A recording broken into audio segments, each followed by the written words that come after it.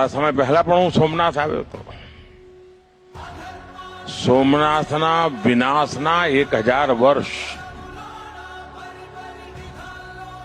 એ વેદનાને ફરી એકવાર યાદ કરવાની જરૂર હતી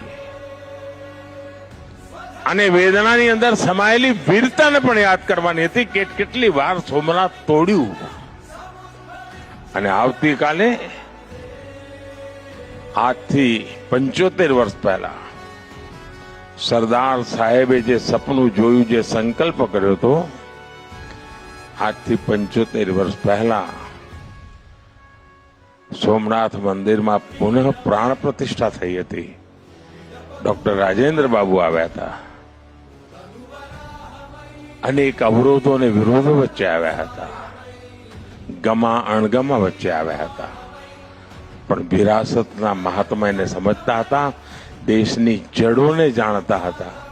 અને એટલા માટે રાજેન્દ્ર બાબુએ કોઈની પણ વાત માન્યા વગર સોમનાથ પધાર્યા હતા. એને આવતીકાલે 75 વર્ષ થઈ રહ્યા છે.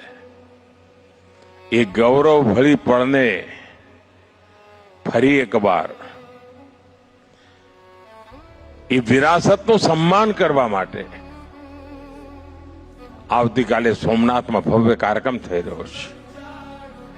અને દેશભરના લોકોને આપણી આ વિરાસત માટે ગૌરવ થાય અને એના માટે નિરંતર પ્રયાસ થાય.